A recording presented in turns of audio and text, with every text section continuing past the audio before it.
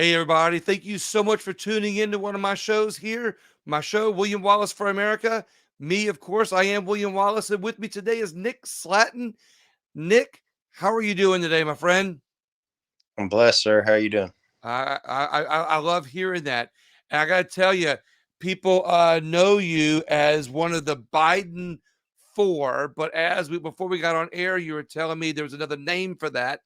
But I want to connect everybody with why you were called Biden for your story, because I think as we develop your story over this interview, people are going to see that that the story may be the story might start with you in this interview, but it ends and begins with, we'll say, all of the veterans that are currently in prison right now, and one in particular that we're going to talk about and his story that you've focused on.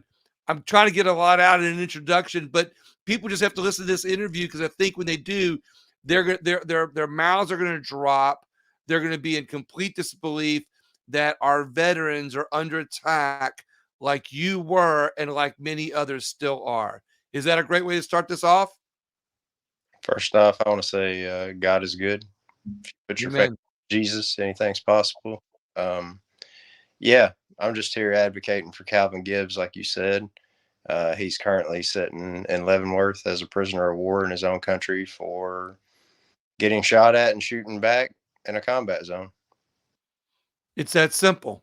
That's right. But I think when people hear his story and your story, what I like about this is we're going to tell your story, because when people hear your story come out of your mouth, something you actually went through, it's a true testimony of not only what's happening, but a firsthand account, which shows the validity of it. So when we tell Calvin's story, it's just going to back up that this is a pattern that we're seeing in our military that's hurting our soldiers.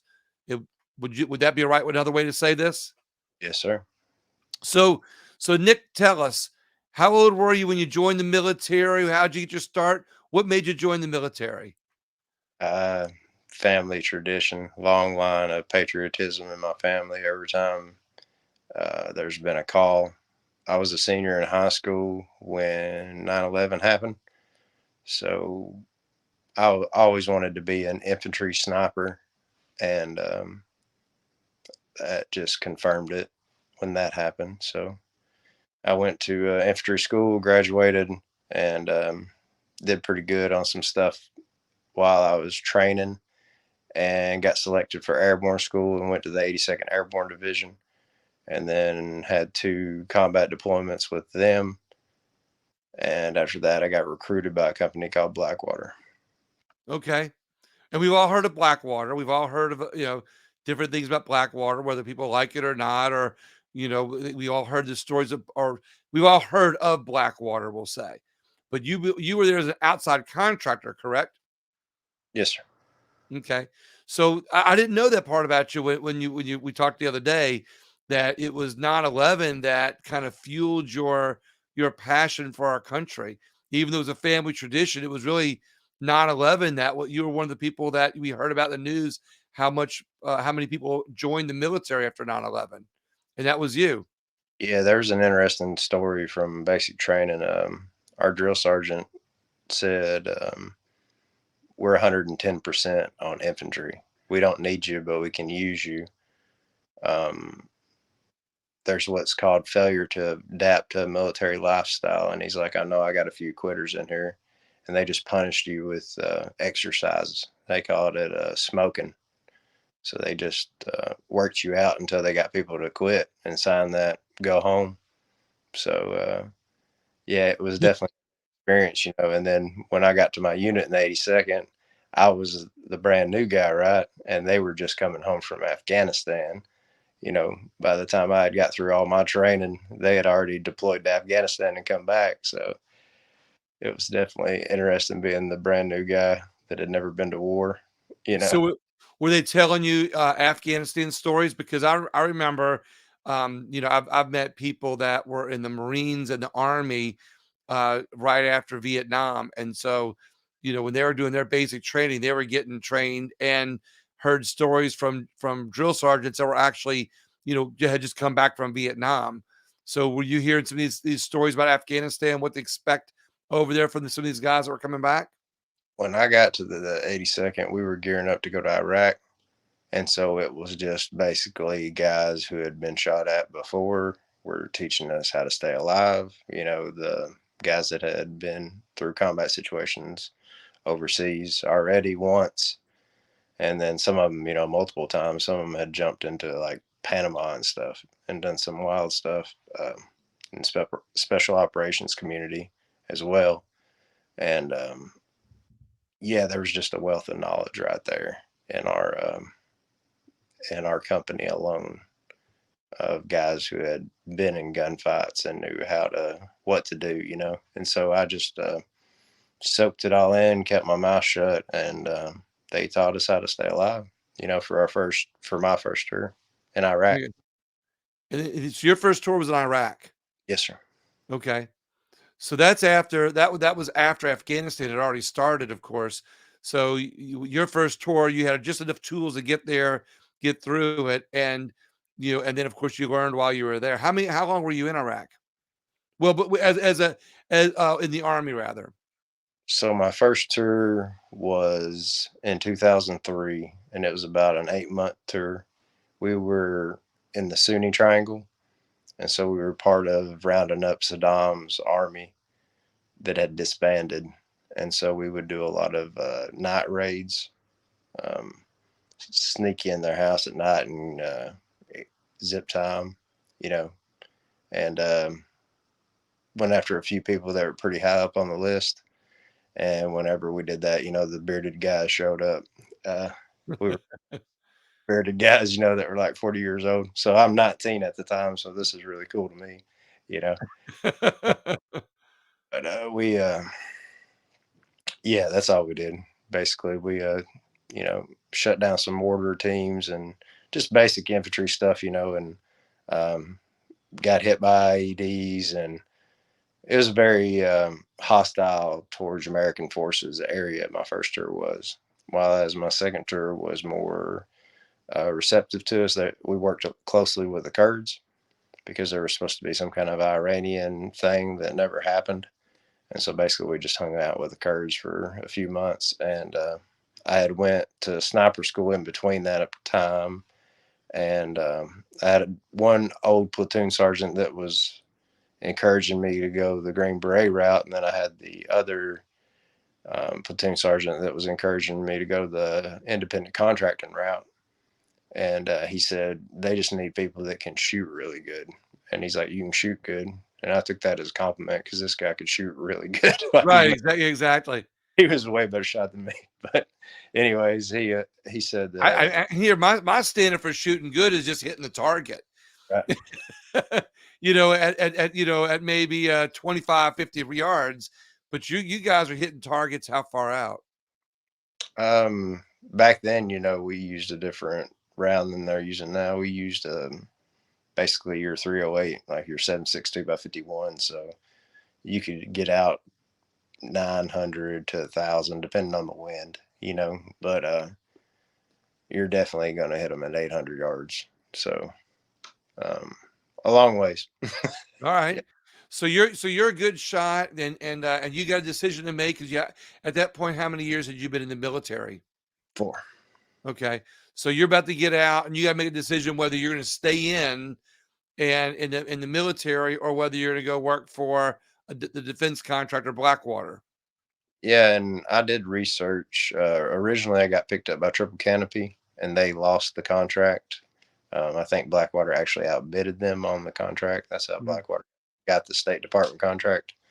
But that was my quickest way to my ultimate goal, which was to like protect OGA. So like I would have done a couple years protecting State Department officials, and then after that, I would have got promoted basically. And it would have been a real quick step in the door to climb the ladder where I would have been learning from guys. And that's one thing I'll say about Blackwater's training center. You can ask anybody. You can ask anybody that was a Green Beret, Navy SEAL, or whatever. When they went through that training, they'll tell you that's the best training they ever got. because there's dudes that are been fighting longer than you've been alive, teaching you how to fight. So Right. So, and I think this is really important because you obviously went to work for the defense contractor, as we said earlier, and now you're getting training because you see more of a career path, without being held to the military, and not having a contract that keeps you in to a certain period of time, and you're more of a job where if you didn't like it, you can leave, and the experience. So you went that route. How long were you working with them before your situation happened that we're going to get to here in just a second? it was right after I had signed. So the first year is kind of like a probationary year. If you pass all their vetting, it's basically just trying out to make it. You have to be able to do all these qualifications or whatever, and then they teach you a lot of the personal security stuff. Right. But but after that, I had signed on for another year, so I had to have had like almost 11 months in. So it's like 10 or 11 months when they would let you sign for another year. Right. You know, wanted to keep you. And so they were like offering me another year or 2 year or whatever contract for Baghdad. And it was a good gig. So you decided to sign back up. Now, are I did. you operating as a sniper, or because you said you At were a first, sniper school, but you were at first when I got to BW, I was assigned to Raven 2-3, which was a tactical support team. Basically, we were an extraction team.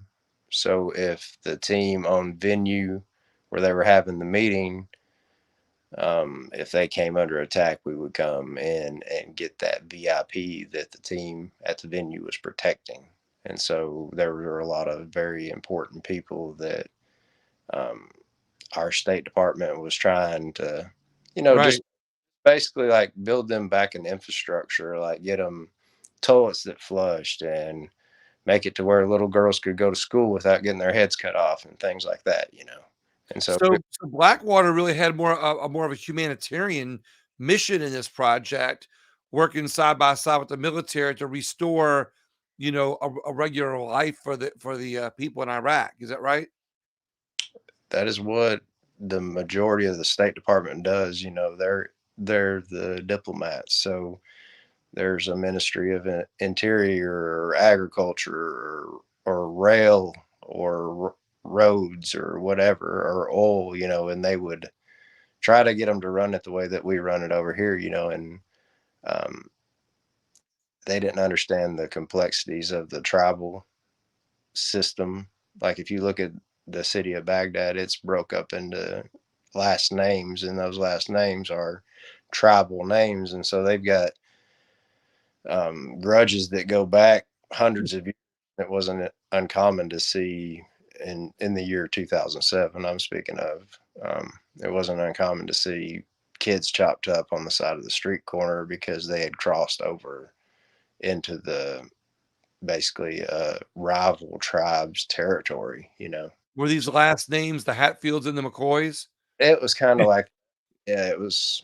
Kinda But like that, huh? yeah, it was really crazy. So let's talk about the story where you find yourself in peril, or found yourself in a situation that has pretty much changed your life. What happened that day? Where were you all? Tell us the story. So there's a lot of build up to the story. There's a lot of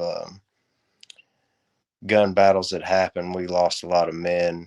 Raven 2-3 never lost anybody. We extracted people where they lost 5 guys. It was just a really rough year. It was the troop surge year. So to kind of paint the scene, this is all the way in September, the one where I got in trouble for it. But it had been an onslaught of war. There was an average of 180 gunfights every day in the city between coalition and insurgent groups. And yeah, it was turned all the way up, and we seen a lot of mayhem and a lot of death. And one day, team zone venue, they're safe and sound, everything's good. And then there's an explosion. and we get called out to go extract the team where the car bomb has just detonated. And so we all load up and we roll out there. And on the way out there, we get ambushed, and our vehicle gets shot up so bad, the vehicle that I'm in, that it's disabled and has to be towed off the scene. We fight our way off the X, and another team similar to ours is advising them to take a new route, and they escorted them back another way back into the green zone. So the area that they were going to come through is where we ended up. So basically, they had an ambush intended for Suburbans that mounted vehicles that had machine guns mounted up on top rolled into, and they just panicked and they initiated the ambush early. That's what I believe happened, and that it didn't work out well for them. So So it didn't work out well for the Americans, you're saying, correct? no, for the Iraqis. So like Okay. the Iraqi police opened fire on us, and they were Iranian loyalists. That section, like I told you, it's so tribal, and most Right. people don't understand the Iranian influence in Iraq. You know, there's Sunnis and Shias and Kurds. You know, and then there's different sects of each religious group. Mhm. You know, and each tribe has a different belief structure and a way they operate. And basically, the strongest tribe is the one that runs the country. So, Mm. um, yeah, it's just chaos. So, So you're going in, so team goes in to extract a VIP person. They get ambushed. They call you. You go in. Another team's going in. So there's three teams in here. Two of the teams are ambushed. Is that am I keeping up with the story correctly? yes, sir. So, And uh, you are the third team coming in that has not been ambushed yet, right? what they usually do, so we were the second team to be ambushed. What they usually do is they will detonate a VBID, we call it a vehicle borne IED. So basically a car bomb. They'll detonate one of those, and then when first responders show up, teams like ours, the extraction teams, they initiate a secondary explosion, secondary attack. And so that's what we were expecting to happen. And all we got on the radio was car bomb, um, and that basically that she was safe. The VIP was safe. They had her hard pointed in the room. And so we were going to go get them. And on the way to get them, we advised them that we were under attack and that there was already a team similar to ours in the area, and they said that they were already extracting them and they would take a different route back. And you And said her. This VIP is a female. yes, she was. Okay. Yes, Was yeah, she Iraqi or American?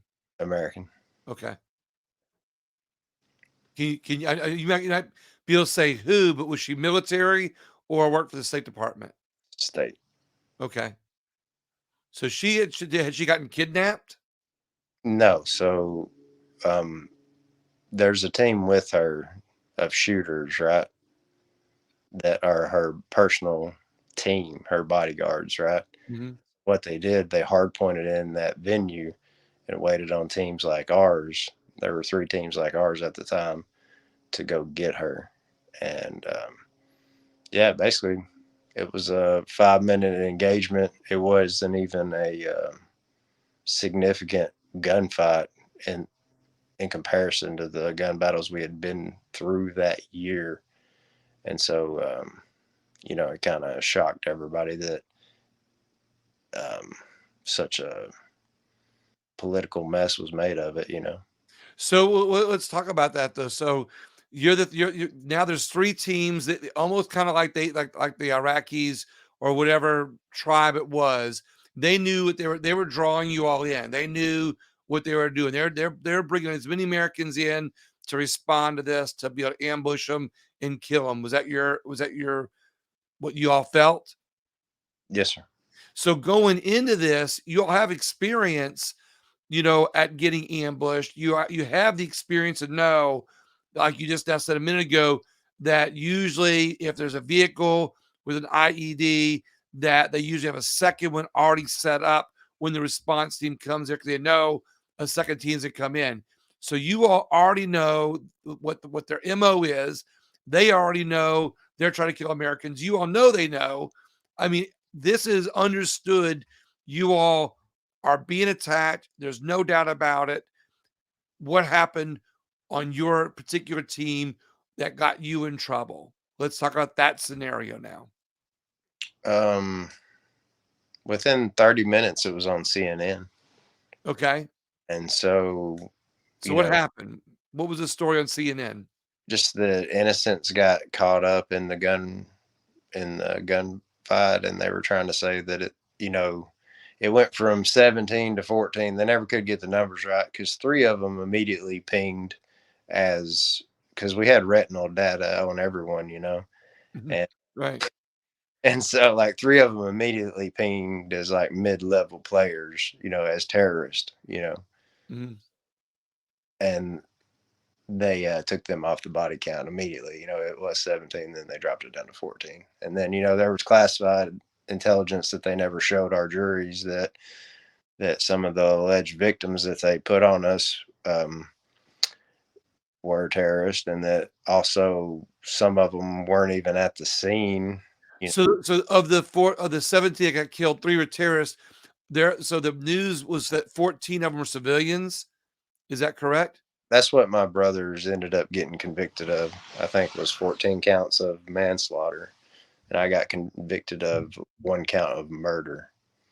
So what happened in the situation where you all had to shoot people? Where how did that happen? You all are being ambushed. What exactly happened? Um, the Iraqi cops just started shooting. I think what initially started it all was a lot of times they would shoot to stop traffic, and I don't know why they would, but they would just fire in the air or fire across the pavement. And of course, if you fire on the pavement, that bullet's just gonna skip and go on down the Right. street. And so we hear a burst as soon as we come in, and then just start hearing all kinds of gunfire.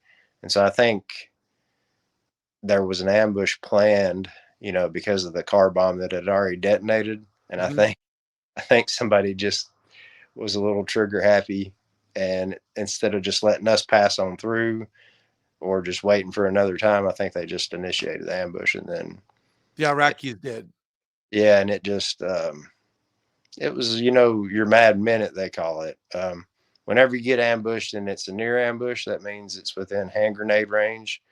You have to lay down, fire back, or you're gonna die. Right. So like the machine gunners did what they were supposed to do.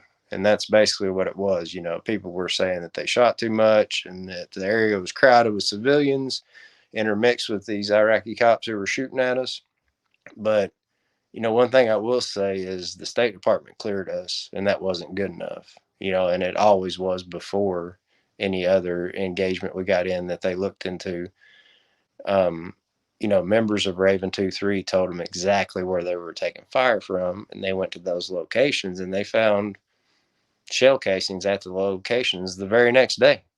So if there's brass laying where you're saying you're getting shot at from, I mean, that's what members of Raven 2-3, it was like everywhere. So you were on Raven 2-3. Yeah, everywhere our team said we were getting shot at from, you go out and you find brass. I mean, what does that tell you? Right, exactly, so you're getting shot at. So you all, when you all returned fire, you all took out the Iraqis, but unfortunately, there were some civilians that were caught in the crossfire. That's what they say. Yes, sir. Okay. But you all are getting, so you're in a war zone. You already know that war zone that you're going into, you already know that the enemy's MO is to attack a vehicle, but when they do attack, they have a second attack planned. So you already know your other team got attacked. You know you're the second team, so you already have it on your mind that you can be attacked at any minute now. And when you hear gunfire, they're shooting at you.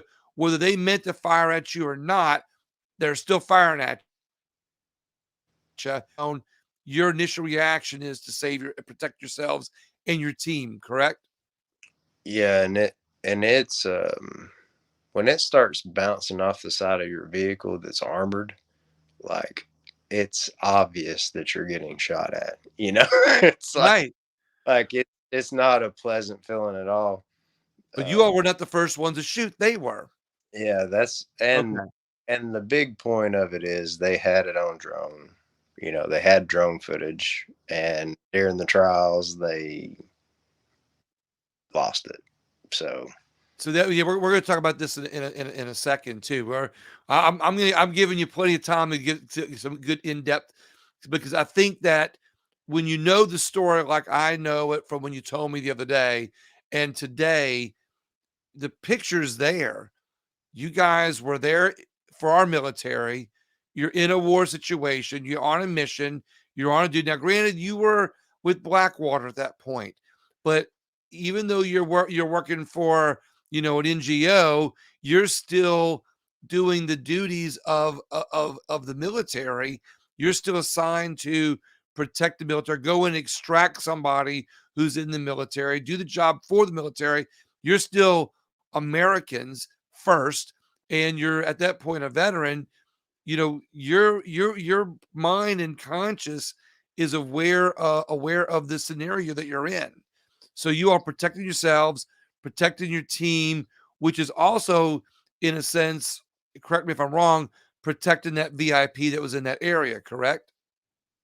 so that was our main was, and that's something that often gets overlooked is Blackwater before it got changed. Before Eric got rid of it. Um, it was the prime I company. hear it. It was the prime company, so it was basically it had never lost a principal in all the theaters that we operated in. There's places that are classified we can't even talk about we operated in, but like we never lost a American that we were protecting never got killed, right? Right. We were the best, and there was a reason for it. It's because, like I said, when I got there, I was 22 to train. There was 45-year-old guys teaching me how to fight. The way that they did. So it was just like the way that they operated was amazing. Yeah. And they had all been to Baghdad. They had all been in gunfights in a city of 5 million people. Um, so it's people have. There's a level of not only expertise here, but there's a level of sense of duty and responsibility. You all aren't just going in there knocking down doors to take out people. You're going there to protect people, run missions. They're professional. You're trained. You got experienced people. So now let's talk about this. So you're on a team, and there's no telling it. There's 14 people that are civilians that are dead. How many people on your team? We had 19. Okay. 19 of you, they don't even really know that the bullets that came out of your gun killed anybody, essentially.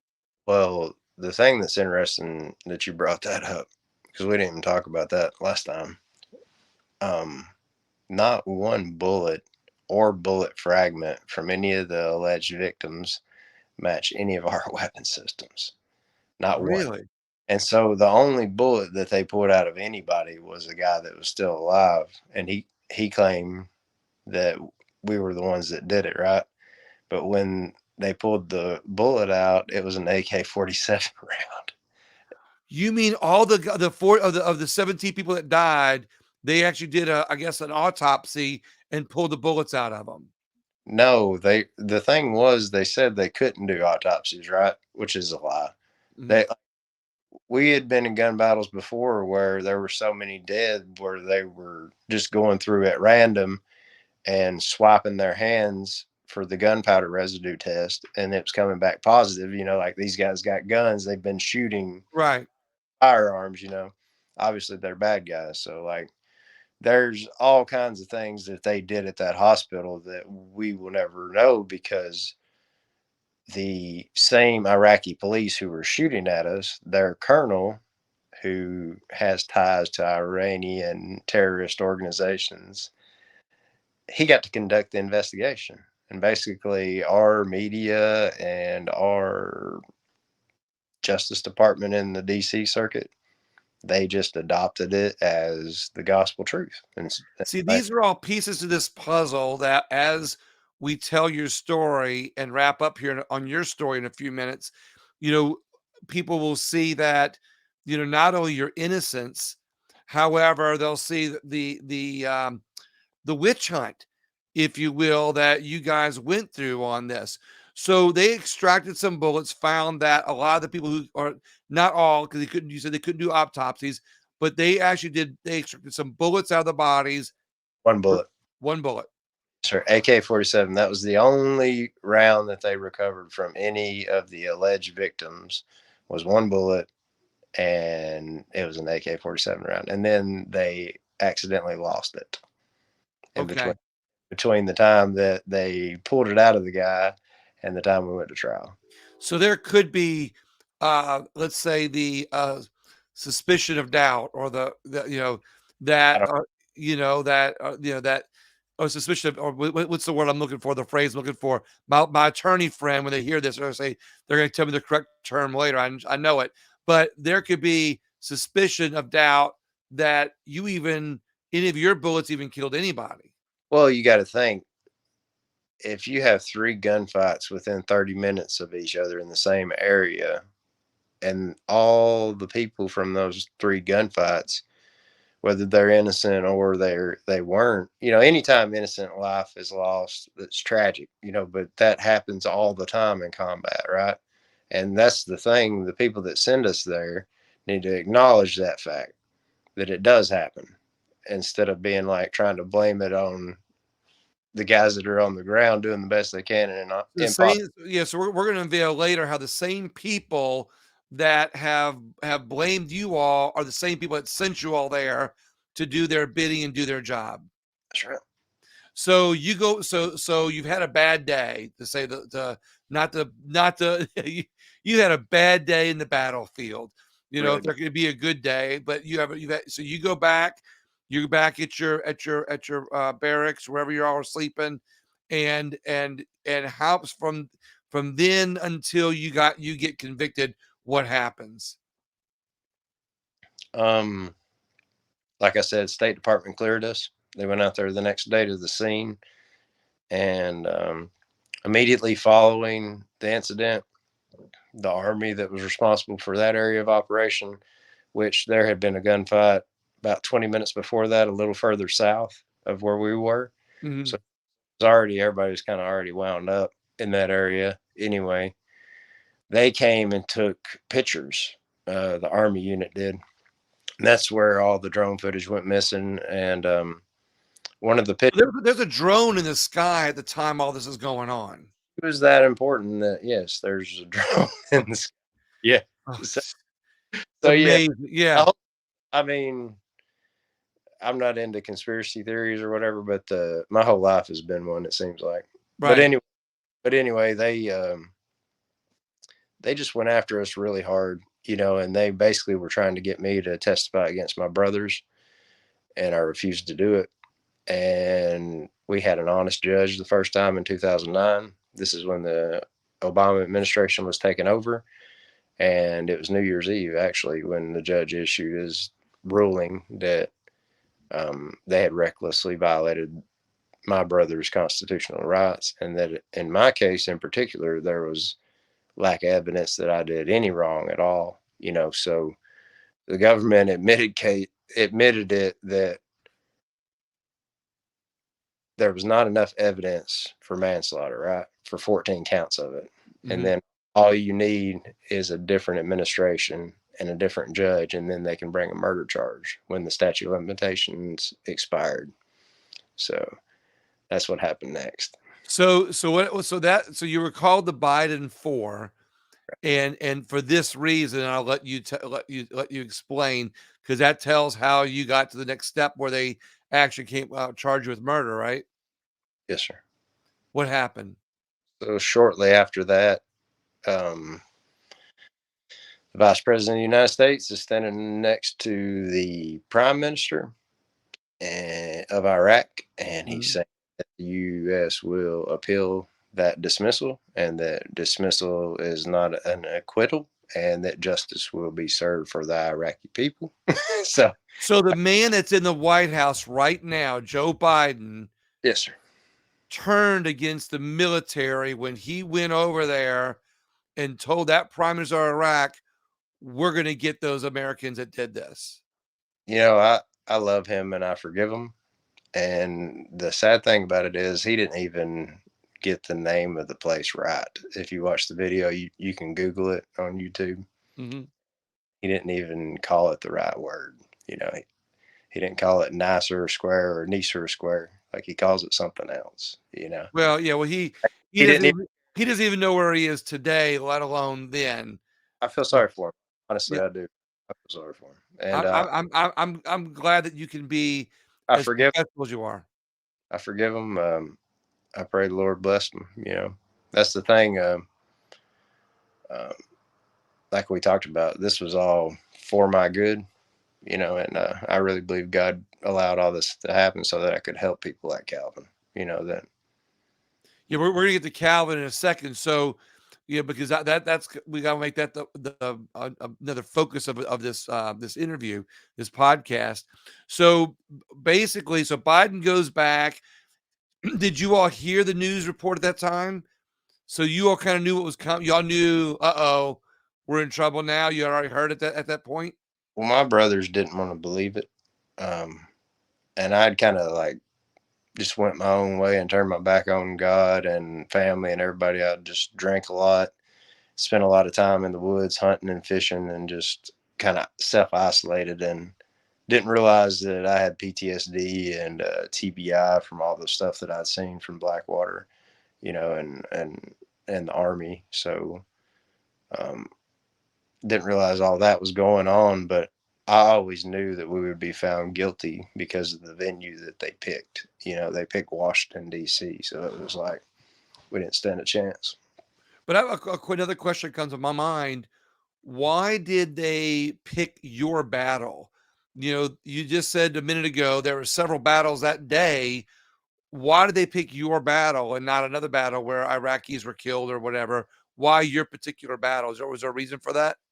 Yeah, the administration was getting ready to change, and the members of Congress that were on the Democratic side, there was a lot of them that were railing against. It was the height of the anti-war, anti-contractor movement. They just didn't like us, and the sick thing about it was is they didn't know we were protecting them.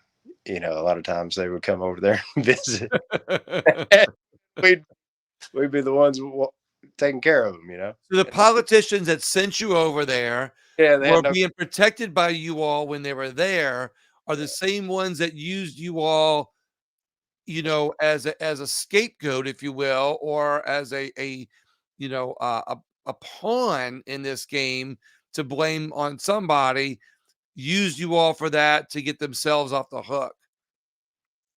I mean, and they had no clue that they were talking bad about people who had saved their lives before.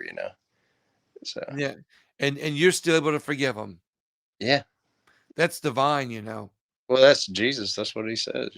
That's that I wanna keep on with our interview, but I wanna give credit where credit's due.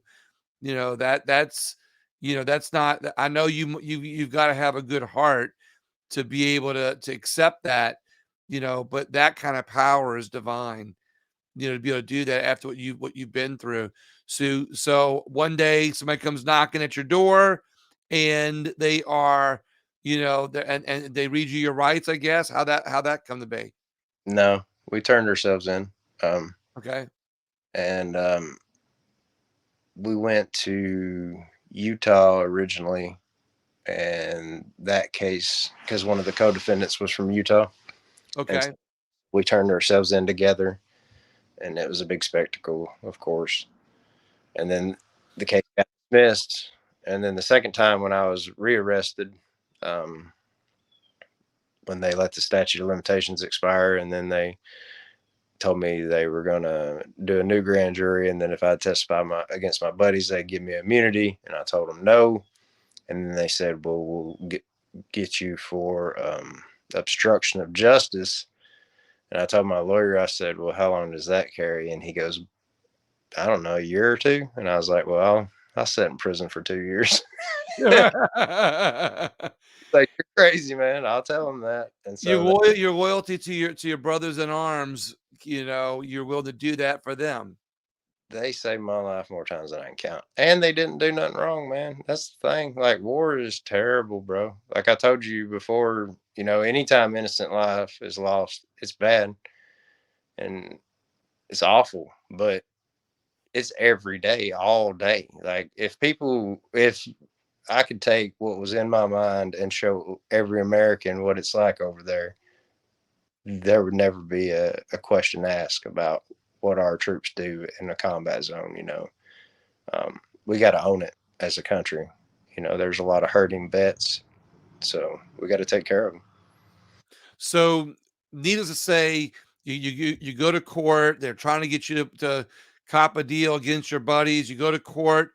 Let's talk about the highlights of that, because our focus that we want to get focused back on is Calvin, and bring attention to him because he's still in jail, and I want to bring him up in just a few minutes. But I think what you went through is a mirror image of what he went through. The difference is you were pardoned by Donald Trump, correct? Yes, sir. And he isn't. Well, he's serving during a different administration. So let's talk about that. So you go to court. What kind of evidence were they not allowing? What kind of evidence were they bringing in? What do you feel they did to turn the deck against you? And what evidence was left out that could have gotten you off? You told me that off camera. I'd love for you to share that with our audience. Um, well, one main point I would make is the fact that there was classified intelligence that proved that the guy that conducted the investigation, It was our Iraqi. who our government, he was actually an Iranian loyalist. He was a double agent for Iran. But yeah, our government flew him over and put him up in a hotel, and then realized they had a terrorist on their hand. He was supposed to be their star witness and sum it all up at the end, and they spirited him out of the country in the middle of the night, right? Because somebody probably tipped him off that, hey, you brought a bad guy over here. You So know? they bring a terrorist over on a plane Yep. to DC, Washington, DC, to testify against an American. Yeah, and then so like the These jury, are things you don't hear in the news stories, by the way. they never would disclose to the jury that this guy was a bad guy, and they never would disclose to the jury that some of the alleged victims were bad guys. So like that was classified, and so they couldn't see it. So we would have these hearings where we're arguing about whether or not that should come in. And you would think that if you were deciding the rest of someone's life, you would want to know whether or not the guy that who we say something happened and you say something happened, but you get to conduct the investigation. Right, exactly.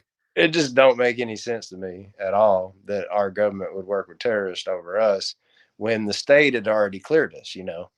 It was like there was this interagency, and like we have emails going back and forth. There were FBI agents that were like, look, these guys got diplomatic immunity, which we did because we're protecting diplomatic people. We have to have diplomatic immunity, so we're protecting these important people. And they're like, we can't prosecute them. And they're like, besides, they were getting shot at. Like Right, FBI agents that were like refusing to be assigned our case, like, and so they just put some yes men on it, right. and they just did whatever they were asked to do to get raised in position, and like didn't care who they were stepping on. And it confused them because we refused to yield. That's the main story. It's four guys who refused to bow to the U.S. government. It's amazing. So there's evidence that we talked about. They didn't use it to help you. They brought in a terrorist to testify against you. They convicted you guys, obviously. So the four of you went where if they convicted you? What were the sentences? I got a life sentence, and my brother's got 30 years and a day. Okay. What difference does a day make? I don't understand that.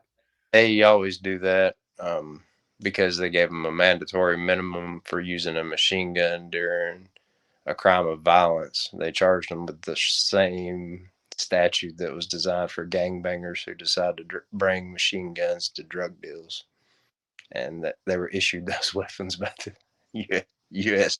Department.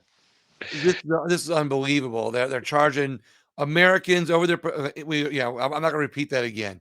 Yeah, So you all go to jail, all 4 of you are in jail, right? At that point, Trump comes into office and he pardons you. that's right. Okay. So you go home. Let's start talking about Calvin because I felt your story was important because it happened before Calvin's, right? His was 2010, yes or so. Mine was September 16th of '07. Okay. So now we got the timeline down. Yeah, I think it's important that people knew your story. Calvin, what happened with Calvin, who's His still in jail on a life sentence, right? his is even worse than mine. So he's ultimately charged with 3 murders, and I'd use that word lightly, murder. But one of the alleged murders, he went to clear a room at the edge of a village. The room was clear. He left his saw gunner in the last covered position, and he moved from cover out into the open to cross the street to clear this little room. It was like a little shack. So it was just like basically he pushed the door open and there was nobody in it. And then He's so he's they have a mission. They're going in this area to basically look for bad guys, right? cleared the village. Yes, sir. Okay. So And they get orders from up top, who's getting orders from above, who's getting orders from DC, the guys that sent you all there, right? right. And so Okay. starts receiving contact from the street. So his saw gunner exposes himself to gunfire as well, runs to where Cal is located at, and they both engage the guy and kill him. And so that's what he's in prison for. The other two, which is it makes me sick to my stomach every time I talk about it, he was at the scene. He wasn't even there. So he was all the way on the other side of the village when these other murders took place. And the thing about it, I didn't know anything about Afghanistan because I'd never been there, but I've got a lot of friends that carried on and went a lot higher than I did in their career. I was just a middle tier guy. They're top tier guys now. They said that the Maywan district, you have to join. At that time, you had to join the Taliban, you know, if you're military age. So that's where Calvin was operating. And all those guys that he's been convicted of murdering are all members of the Taliban. And now we leave Afghanistan, right? Wait, now wait, you're saying wait, we did he didn't join the Taliban. You're saying who had to join the Taliban, not Americans. No, I'm saying that every military age male that is in that area of That's the from that country. in the Maywan district, Yeah. there's different districts. A lot of people don't realize how tribal it is over there.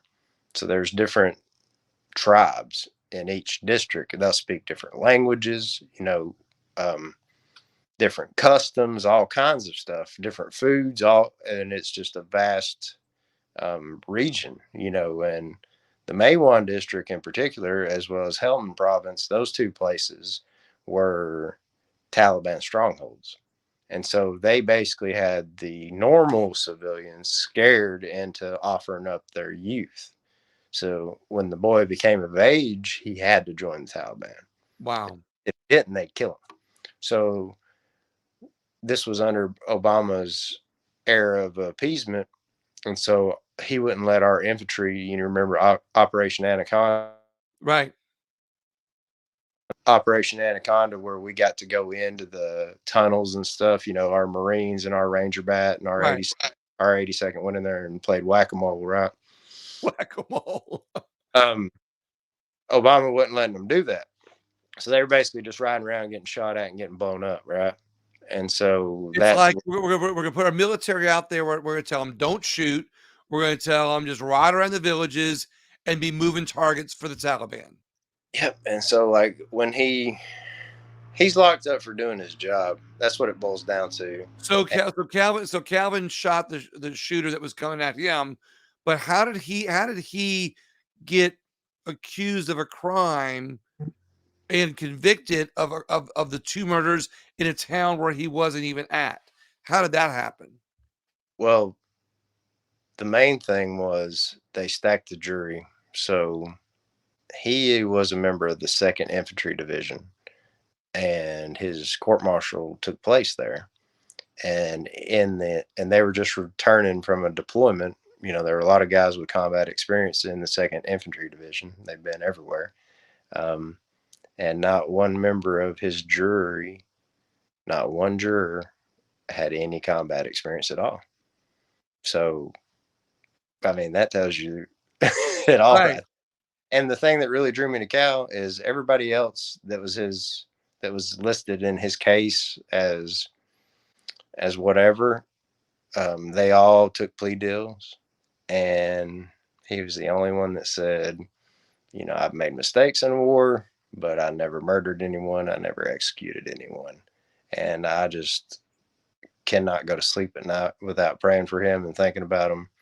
And I just really appreciate you letting me mention his name, freecalvingibbs.com. That's like, Yeah, we got time. We're gonna. That's yeah. why I brought you. That's why I brought you on. We're gonna spend the rest of the time talking about Calvin and his story and other people's stories. Because I think the more people know, and these details like you're telling me now. I'll hear some of them from other shows or other podcasters, other veterans, but 99% of America doesn't hear these details. All they hear is that guy's in jail because he shot up some civilians or he shot somebody. They don't they don't hear all these details. Like for you, they don't hear that the drone footage was missing. They don't hear that, they bring in a terrorist from another country to testify against you who is being hired by our own army, our own government to do an investigation, knowing that he's from Iran. So I it begs the question, or begs me to ask the question.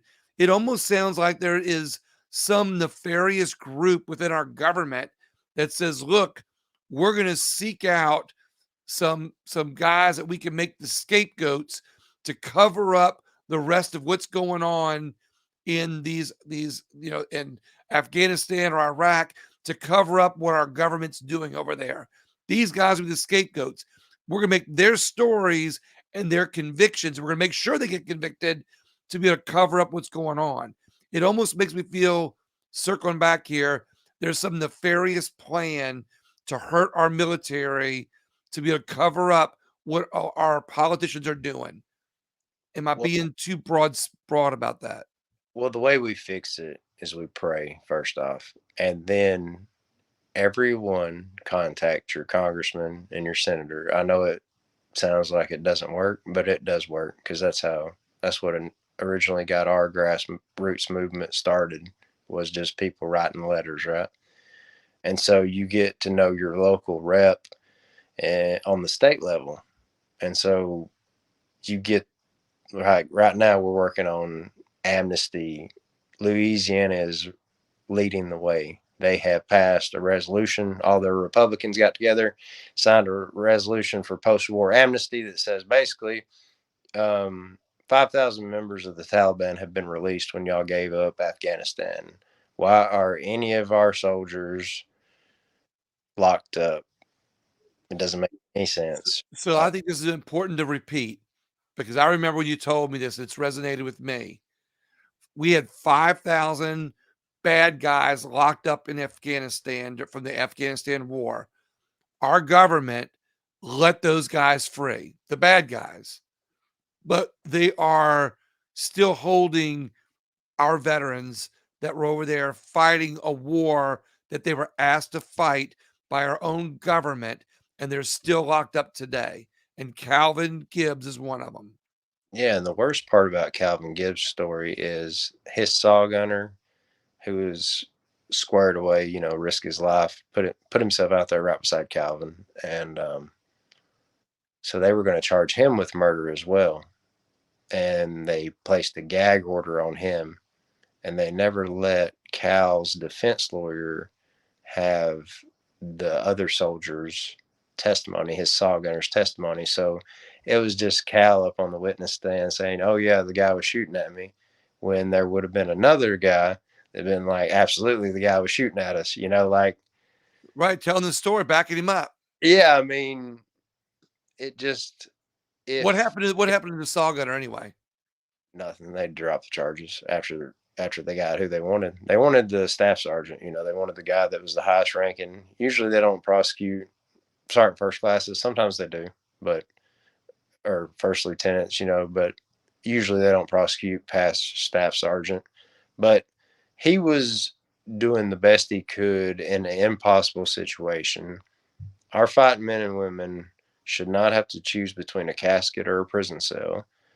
And our elected officials who are responsible for Iraq, and we promised all those people, especially in Kurdistan, that we would protect them. And then a different administration comes in, and then they take it over. ISIS does, and then a new administration comes in and has to play whack-a-mole again. So you just ruined one group of like 19 to 30-year-old men, and then you just have to do it again, ruin a whole new group of 19 to 30-year-old men. And we break promises. We did the same thing in Afghanistan. We just left those people to die. And it's like we told them, we'd fight for them forever if they wanted freedom. I did And an interview a while back with a guy that was that his interpreter was in hiding at the time, as a result of all this. But either way. So how did Calvin get convicted of the two murders that were in another town where he wasn't even at? it was on the other side of the village. So basically, there were two guys that had failed a drug test or something. And so Mhm. Calvin, it's a long story. Calvin was an import sergeant. So basically, the guy that Calvin replaced had stepped on a landmine and died, got blown up.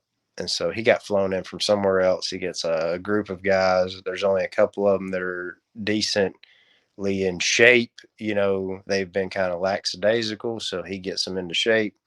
He's your typical in shape poster boy, infantryman, squad leader. And he just wants his guys combat ready. So he gets them all combat ready. 'Cause that's the job of a sergeant. Right. And then he figures out, they're smoking whatever they're smoking. He's not into it. He don't tell on them. He just, if they want to do that, whatever. He works out and he reads. That's what he does in his free time.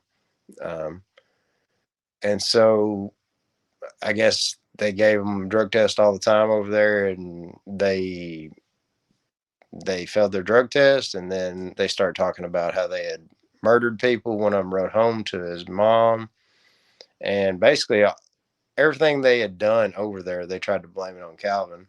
And Calvin, when he first gets arrested, he thinks it's about whatever they were doing. And he's like, "I'll pee in a cup right now," you know. Yeah, right. Yeah, exactly. And Amen. and then they start talking about murder, and he's like, "What are you talking about?" So apparently these guys had admitted that they threw a frag grenade, and that and then they just shot this dude because they knew he was a bad guy, but they couldn't prove it, kind of thing. You know.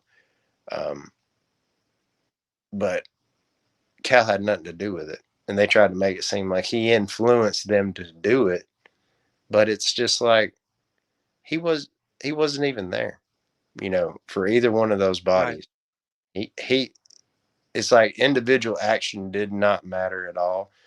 right, If you weigh his individual action, he got shot at and he killed the guy that was shooting at him. The end. right.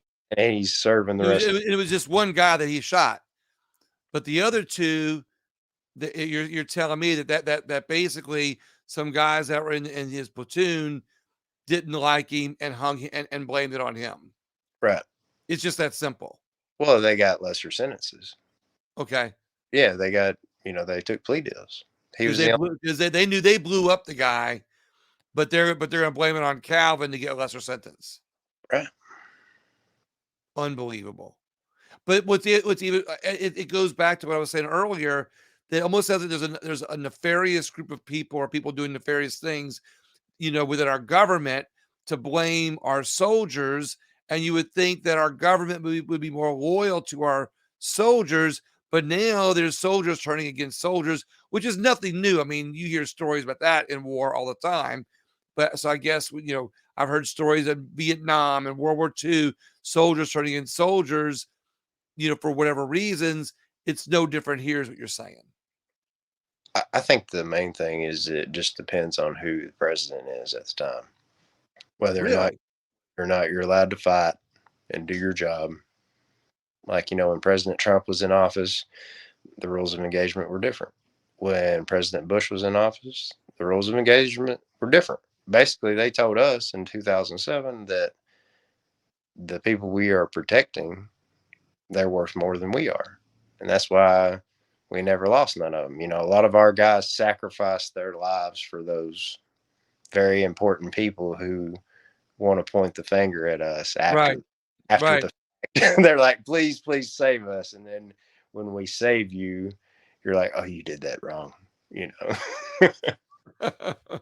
And I wonder why they turn so quick. I wonder what the reasoning is. Well, Why are they turning on our military? Why are these higher ups or these groups turning on our military? it's not. It's just a small group, I think, man. Really, I think it's just Americans need to realize that the states carry the power, and when we realize that them people in Washington D.C. they don't run nothing. They don't run nothing. So what we got to do is we got to tell them, be like, if Tennessee stands up, all the Republicans in Tennessee stand up and they say, guess what? We want y'all to let out these POWs in Leavenworth, Calvin, have him at the top of the list. How many do you think are about how many people are in jail? How many veterans are in jail from these bogus, crime, these bogus convictions? I would say there has been probably 30 cases that weren't just, but most of those guys have made parole by now. They've, um, unfortunately, a lot of times the parole board wants to hear you admit fault, like that you did it. And so I just don't see Calvin doing that. Well, He's been, yeah, I mean, why would you admit to doing something if you didn't do it? And that right there, it tells me it's political. That right there tells me that some politician is trying to use that story to get another other legislation through, another agenda through, to be able to hand that over to some other state department, some other country. Of course, I'm thinking out of the box, and I'm going rambling a little bit too quick about that, but I just think it's something bigger and more nefarious and more conspiratorial than as simple as he did it wrong. You got one bad egg, one jury gone wrong. It doesn't seem like that when you're all these different things that you're telling me that are happening. It doesn't seem like there was a mistake or a bad apple. It seems to me like there's more. It was more of an orchestrated plan to take out certain military members during certain situations to be able to make a news story or a narrative from it to be able to advance an agenda or accomplish something else. yeah, it's a Am I policy. rambling too much on that, or what do you think? Exactly right. It's a policy of appeasement. You you see it. The last president, what did he do? President Trump, he stood with our allies. That's one thing you could say about him, whether you loved him or didn't. I love the man. If he runs 100 times, I'll vote for him. But Did you get the meeting when he pardoned you? no, that was the height of COVID, so I didn't. I didn't. Okay. But um, he's awesome. There he supported our military, and Bush before him. Whether you loved him or you didn't, I loved him because he supported us. Like Mm. he al- he always made sure that we had what we needed to fight, and he always made sure that we were allowed to fight. And when Obama took over, He didn't know nothing about the military, and he listened to the wrong people, and they just played him. And they're doing the same thing to this guy. It's sad that people get to make decisions about combat who have never been shot at. The people who make decisions about combat should be the guys on the ground. The ones that are Right. getting shot at, they Right. should be at the ROE and the policy. You know, it's Let's talk about Calvin a second. What does he have a family? What's going on? I mean, how's he doing? I mean, what does he have waiting for him out of jail? he's got a 13-year-old son who he just saw recently, who's junior. Cal Junior. Yeah. Um, yeah, and he's a patriot, man. Cal loves this country still, despite after all this, and you know, no one knows his name, and that's the thing. Like that's why I'm on your program, and I can't say it enough. I Right. appreciate me say his name. Calvin Gibbs, Calvin Gibbs, Calvin Gibbs. Yeah, We can't say it enough. I love it. And it's free Calvin Gibbs dot what's the website? yes, sir. FreeCalvinGibbs.com. So his is I mean he's in Leavenworth, you were telling me earlier. Yes, sir. Okay. He's in Leavenworth. He is he's definitely not feeling the benefits of his patriotism. That's for sure. Well, he's And helping people, man. Like what he's doing is he's focusing on other prisoners who have problems, and if you just looked at him from a prisoner standpoint, right? He's worked his way. He's considered a max inmate, like the tippy top, right? Because he's Mhm. got a sentence, but he's worked his way all the way down to a minimum security pod. So, I mean, if your system is designed for rehabilitation, which the military's actually is, they don't reoffend. I don't care what they're locked up for, whether they did it or they didn't do it. When Right. they let them out, they are no longer a danger to the public. So whatever they're doing, their religious therapy, their cognitive therapy, whatever they're doing in there, it works. So he is no danger to society just based on his prison record, right? And then you throw in the fact that the dude's actually innocent. All he wants to do is go to Arizona and learn how to work on motorcycles. That's what he wants to do when he gets out. So it's like let Yeah. let the dude out. Yeah, especially since our government freed 5,000 bad guys, you know, and pulled out of there last minute. But now this guy that was accused of, had to defend himself, and basically two murders are blamed on him. I'm gonna go back to that for a second because I'll still have questions that come up when the two guys in the military blamed Calvin for that murder that was on the other side of town. Okay, they themselves did it. They did. I think you told me earlier. They're just saying that he told them to do it. He didn't. They didn't prove that he actually did it. They just said that he told them to do it. Is that correct? But they charged him with first degree murder for it. That's Okay. that's the thing. How can you murder someone if you didn't actually do it? I just don't get it. It blows me away. How can you murder somebody in combat anyway, right? Especially if you're getting shot at. I just don't. I So don't. going back to that for a brief second, though, there was evidence that he wasn't there, and they just said that, and those two guys said that he did it or that he told them to do it. They basically said he influenced them. Basically, they put all of them together in a room and they let them all work it out, however they wanted to tell the story. And so it was all them. Calvin was there too? No, Okay. no, of course not. Oh, okay. Yeah, My point exact. Another point well made. Right. yeah, of course not. Like it was all, the investigators are like, look, y'all are all facing this much time. If y'all work with us, we'll give you less time. And they're like, we want you to blame it on your squad leader, and they're like, Roger that. And that's the way that I saw it. Like when I dug into the actual case, like why would they withheld? Why would they withhold exculpatory evidence, evidence that proved Cal to be innocent? Why would they withhold that? You know, why would they do that? It's, Well, because if I guess if they've got one situation, but well, let's go back to that. How much time was it between the first incident and the second incident when they finally brought him in? you know, it was a long deployment that they were on. So I think each one of these happened on a different occasion. But when they finally brought him in, that's something that I'd like to talk about. You know, they treated him like he was a like enemy combatant. They harsh pretrial conditions. You know, lack of food. They denied him water. They denied him bathroom. They did all kinds of. They had him in a cave basically while he's in Afghanistan, and you know he Our own military did that to him? yeah, and so What bothers me is that we have his brothers in arms are there doing this. yeah, they're ordered to do it, right? Okay. So I mean, So it's it's a really crazy thing that there's so much precedent for amnesty and nobody's talking about it.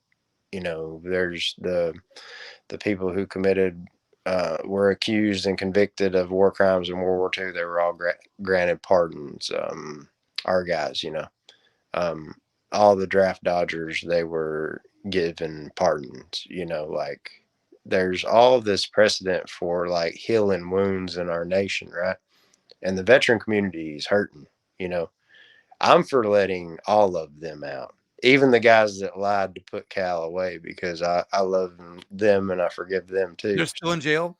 Yeah, some of them, you know, some of them are doing 20 years. Um, but it's like, I'm for letting everybody out because if we're going to leave Afghanistan, why are our guys still locked up for things they're accused of doing in Afghanistan? You know, when, like we've said before, 5,000 members of the Taliban Exactly. walk free from buildings that tax dollars from United States citizens paid for. You know, those jails, those buildings, we our Right. taxes. So, Yeah, exactly. I mean, we left billions of dollars of equipment over there, let the prisoners free, lock up Americans, and you make them political pawns as part of a narrative to be able to help protect and cover their rear ends, to be able to push a narrative that basically waters down our military. Which I'll let my listeners know that an interview that got coming up talks more about that, on how our military is being watered down, and this is one of the that this isn't just about what I've been spouting off about being sounding conspiratorial, that it's about the narratives or pushing their agenda. This is also about an overall agenda to water down our military and reduce its strength and its morale in a way for them to be able to have another agenda push through, which I'm gonna talk about when I bring on Bull, for that. that's why you You know, vote. exactly right. That's why you vote, and that's why you vote at night. You vote in the last couple hours. By the way, you vote in person during the last couple hours of the day. We'll talk about that another time. Right. So Calvin gets convicted. Okay, I mean, well, so the first incident did not get him arrested, correct? I don't think it came to a head until later. I think what happened was they made a Netflix made a show about it. That's how I found out about Calvin's situation. And then I'm friends with guys that have got pardons and clemencies or whatever. And I called them and I was like, what's the deal with Calvin's story? And they're like, no, he legitimately was just doing his job. And so I, I really took those guys at their word. And then I dug into it myself and read, I only read like 30 pages of transcript of his trial. And that's the problem. Most Americans won't just dig into a trial Right. like it's public information. They want the narrative. They want, hey, what does the media tell me to do? What's the Yeah. media tell me to think about this? And they just buy into it. And so when I read it, I was like, this is unbelievable. But the Kill Team, the movie on Netflix, it automatically all my alarm bells were ringing that it wasn't true because of the way they couldn't even get the simple military stuff right. You know, the way that we talk and the way that we carry our weapons, weapon handling, and all that. So it was like, if you can't get that right, how can I believe the rest of your movie? You know. Right, So exactly, yeah. that really got me digging into it, and because normally I don't watch TV, and it just popped up. It was like, um, it, and then ever since then I've been going on anybody who will have me, and just Well, because from I'm just gonna say it. I'm not gonna ask, I'm just gonna say it because what you have in your heart, for a love of other people and that sense of forgiveness that you are blessed with, because it's I think that level of forgiveness that you're able to give is a blessing. It's divine what you have, and what you have in your mind for patriotism and love of country.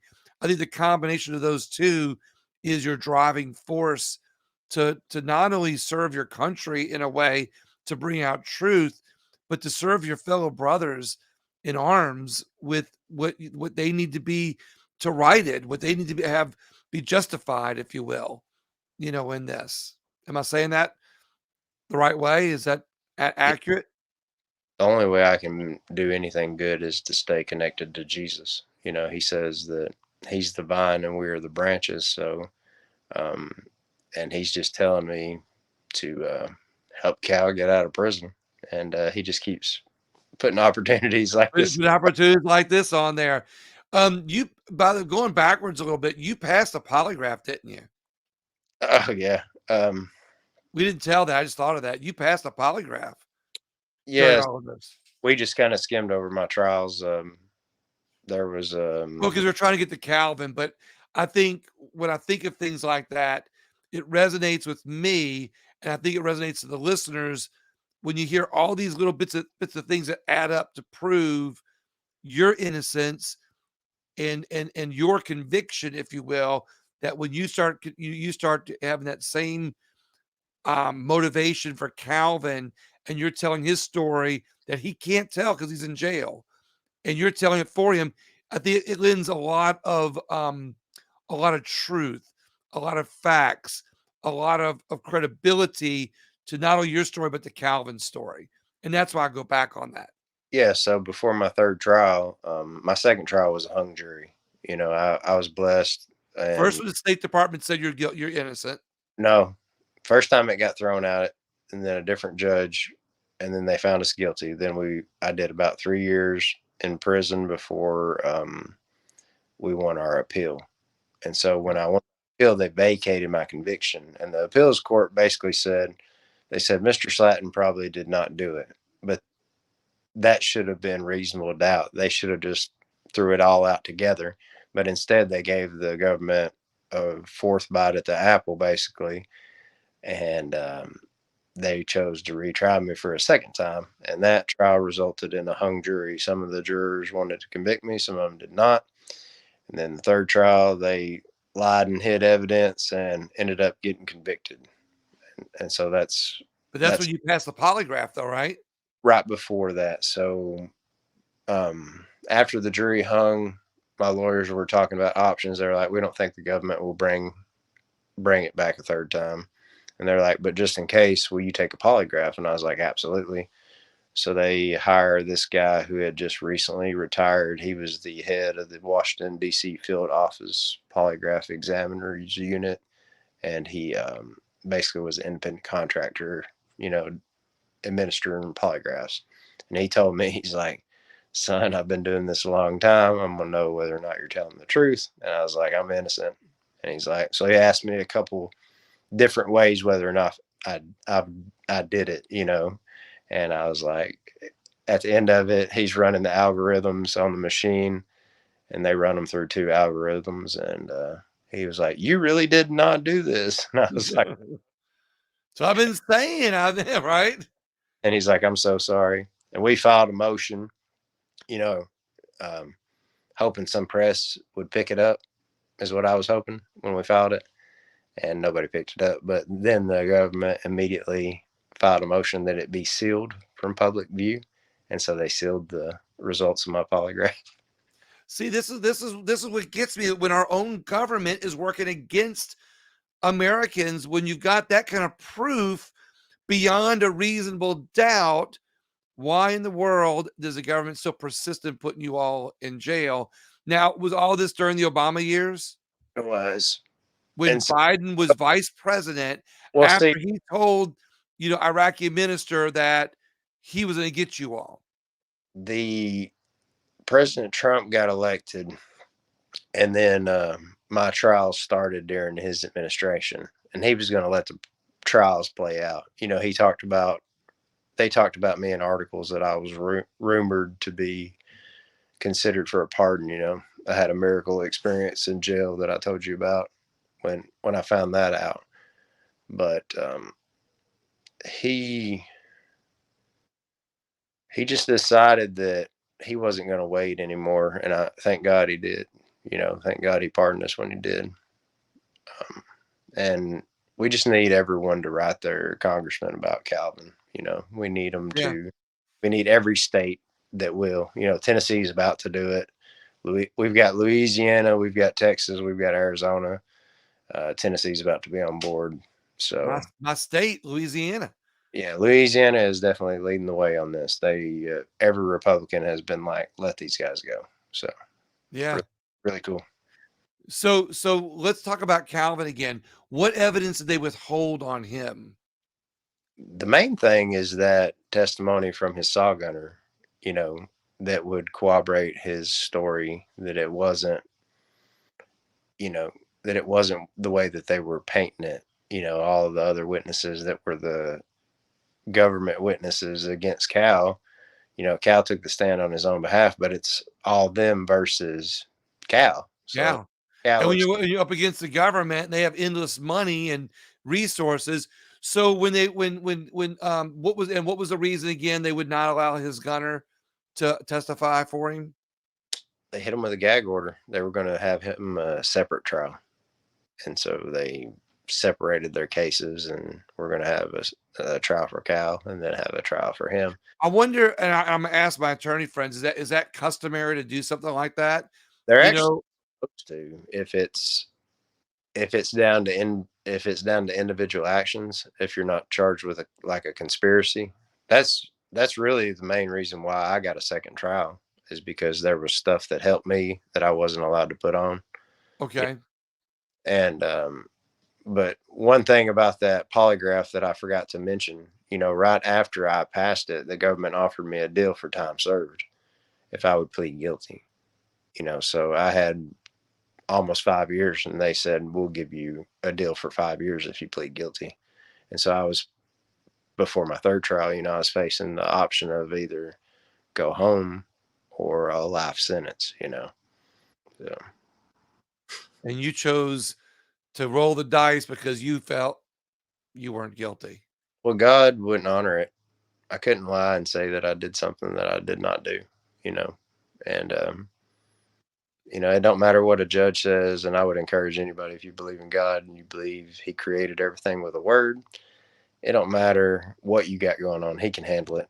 Like, they wasted millions of dollars trying to prosecute us and keep us locked up, and then, you know, who gets pardoned by the president? That Right, exactly, that exactly.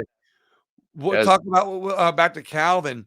Did we talked about evidence that was withheld, or in it was a case of his gunner, anything used against him, or in this case, what was he offered any plea deals? it was. Okay, what was he offered? I'm not sure, but I know they were offering him deals as well. He refused to plead guilty. Yeah. Do you get to talk to him at all? I have. Yeah. He's very strong minded, and he loves and he loves this country. Like I said, he's a patriot, and he really believes that if someone that cared, that had resources, took, took a deep dive into his case, they would be like, this is ridiculous. But he couldn't get an attorney to pick him up, could he? Because he's Well, military. UAP picked him up. The United American Patriots, they picked him up and paid for his lawyers. But the problem was, if the government doesn't give you exculpatory evidence to defend your client, you can't bring it up at trial, right? And so I see. they have these hearings after the fact, after he's already been convicted. But in the military, it's almost impossible for them to admit that the tribunal or the jury got it wrong, so your shot of getting back in there. Whereas in the federal system, if they had done that, that would be a Brady violation, what they did, because and a Giglio violation because they lied. You know, it would be up to a jury of his peers whether or not they believed his saw gunner or the guys that were testifying against Cal, right? So, Okay.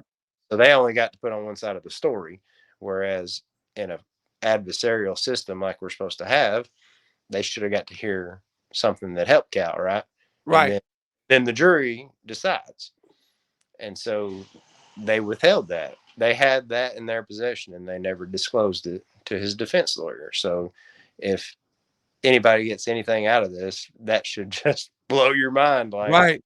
I mean, that should make you so mad that you pick up your phone right now and call your congressman. Right. Exactly. The exculpatory evidence, like you said. Yeah. But so I wonder if UAB is gonna be able, or UAP is gonna be able to do anything else for him. That's Dave. That's the guy you know. So Yeah, we're gonna bring him on too. yeah. I'm gonna have him on a different on a separate show. So, what do you think is the best plan to try to do what we can do to help get Calvin Gibbs out? So I just did something simple. Can't really see it, but Okay.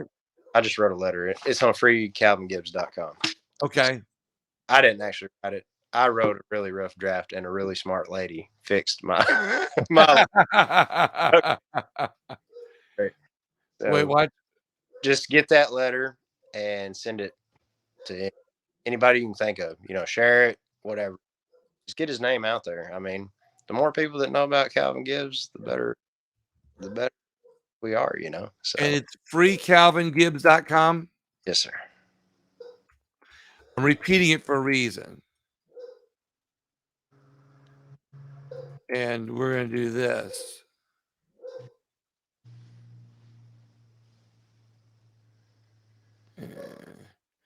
All right, check that out. That's it. So we want people to go visit freecalvingibbs.com. Is that letter gonna be on there? It is. Okay. The way that it's set up is for Arizona, but that's fine. You can tailor the letter however you want to, but basically it's Cal's locked up and he shouldn't be, and there's 5,000 members of the Taliban that've been released. Why is he locked up? you know, Is his story more of his story on freecalvingibbs.com? it is. Yeah, and All there's right. there's just a lot a lot of people who will come up against us, and will have negative things to say or whatever. But the thing you got to remember is, when is it enough?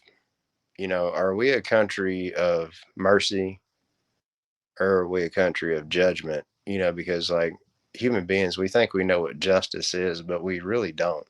You know, so we just got to ask ourselves, like, are we going to be merciful, like even to the ones that did do it? You know, like they've been rehabilitated.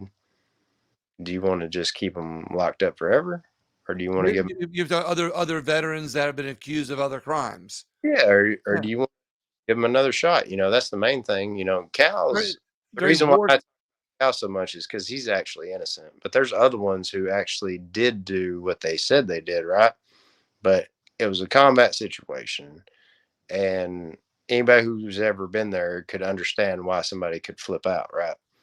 And so the main thing is we make sure they can separate over there from back here. Mhm. And then once they can do that, you let them out. I mean, especially if you leave the country, you left Afghanistan. So I you mean, obviously, you if obviously anything, care about civilians then, you just left them out to dry. there's so much done here in America to help,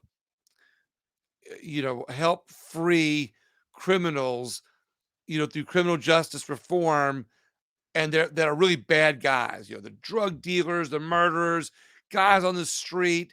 There's tons of groups freeing lots of criminals, or trying to free lots of criminals, we'll say. There's a lot of that. And those guys that really did it.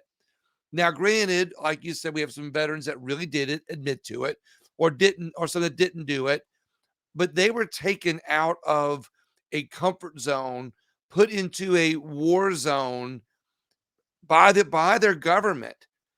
There should be, if not an exception, there should at least be another step in the process that tries to rehabilitate those guys to help get them back on the street, like you're talking about, instead of just locking them up forever when when what happened was because they served their country and they followed, in some cases followed orders, but they're put in situations that most humans don't go through, and we're doing nothing to help rehabilitate them in any way other than just locking them up and throwing away the key, like they're trying to do to Calvin. Yeah, I mean it's disgraceful, and our enemies are laughing at us. They're standing in buildings that we built. You know, and our guys are locked up for defending themselves. So, you know, the main thing that I could say to anybody, if you ever sit on a jury and the prosecution starts talking about all the bad stuff the person has done in their life, that's when you know they're innocent. Because if they really did it, they would have them locked cold. They would have DNA, they would have eyewitnesses, they would have footage, they would have something, right? But when they start bringing up all kinds of other stuff, that's how you know the guy didn't do it. And I saw a lot of that in Calvin's case. They just painted him out to be this warmonger who was a you know a bad guy or whatever. Right. It's easy to, and prosecutors are trained in that. They're trained in emotion. They're trained in swaying the jury, and basically if they can get the jury to hate the defendant, Right. a lot easier to convict them. And before that, you said something I thought was very powerful. Our veterans shouldn't have to choose between a casket or a jail cell. Facts. And I think that's right. What's that? I said facts. Yeah, Yeah. yeah, exactly. So, we're gonna start wrapping up here, but I want you to share with people what you're doing with your life now, and I want to do that in a way to kind of segue.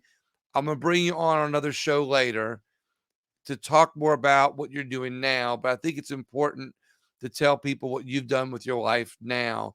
You've been pardoned, you've been given a second chance, so to speak. You've been through, literally hell in another country fighting war. Then you had to go through a hell, put on you by our own government, and you served hell, in a prison cell as a result. What have you done with your life since then? Well, every morning I just submit to God. That's the main thing that us men have trouble doing is submitting, and especially if you're infantry and you're trained, you never give up, you never surrender, you never quit. But Right. you actually have to submit to God every morning, and He just laid a heavy burden on my heart for Cal first, and then for prison in general. Um, and we just do this local jail ministry, and you get in there, and the guys are hungry for the word. And I would encourage anyone that our country is the only country where you at least know someone who is incarcerated. It might not be your family, but you've got a friend who's got an uncle that's locked up, right? So like Right. our our laws, our justice system needs to be overhauled. But the main thing is just pray for those people and reach out to them, because they're hurting. That's the only place they'll acknowledge God.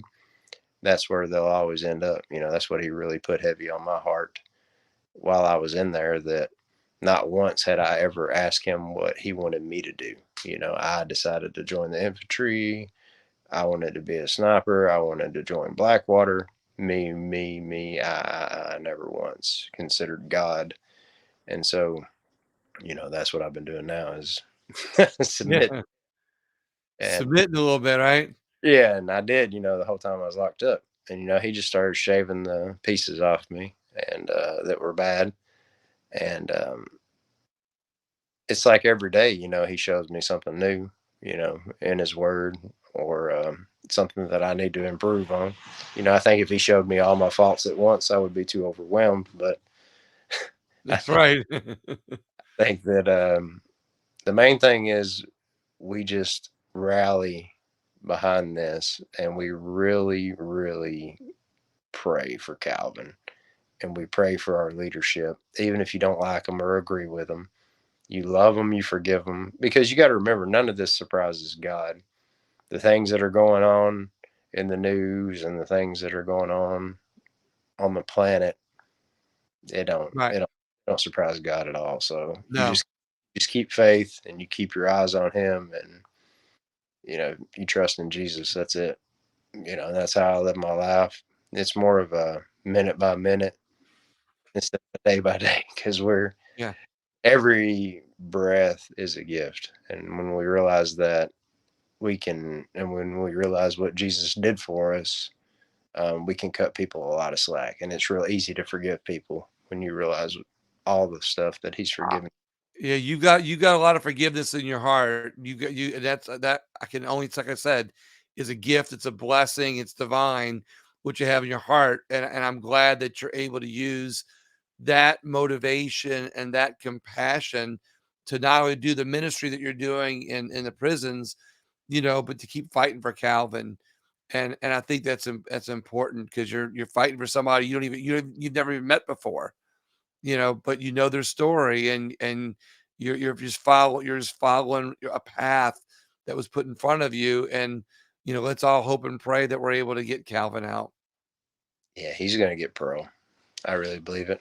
I really believe that if enough people will stand up and say, that's how things changed in America. Yeah, States are the experiment, basically. So exactly. it's like Exactly. we just, you know, we don't like this, and we complain to our higher ups, and then they complain to DC, and then it takes 20 or 30 years, but eventually you're like, okay, I kind of like the way they're doing it in Texas or in Florida or in Tennessee. Right. And what's that law in Louisiana and Texas again that they're doing to help our veterans? Louisiana actually passed a resolution. So basically, it's just they're just saying to the federal people in Louisiana, the state level people are saying, look, you need to do some kind of pardon or post war amnesty or whatever you want to call it. You For our know, veterans in yeah, Afghanistan. people that are locked up for service in Iraq, Syria, and Afghanistan. That's who we're covering. So I love that. I'm gonna have to look up which representative did that in Louisiana. there, You're there's all kinds. I mean, y'all are blessed for sure. yeah. Well, Calvin, yeah, I mean Calvin, Calvin Gibbs. I wanted to say his name one more time. Let's hope that that Calvin gets caught up in that the parole and is able to get out soon as a result of all this momentum that we're trying to get behind him. But tell me, Nick, is there any final words you want to say before we wrap up here? Just like I said, God is good. You put your faith in Jesus, anything's possible. All Just right. just keep on believing. Let's pray for that for Calvin. I'm gonna end the broadcast, but I'm gonna keep you on. We're gonna talk off air for a few minutes. All right. So I want Yes, to thank everybody for listening to today's show, and please share the word about Calvin Gibbs. Share his website, Calvin Gibbs. They are free, calvingibbs.com. Talk to your congressman, talk to your legislators, do anything you can. We're always talking about what we can do to improve our country, always about what we can do to help our veterans. Well, this is it. And it might just seem like one person, but it could be the first domino that needs to be pushed for all of our veterans. Thank you all so much. Find the podcast on all podcast apps at William Wallace for America.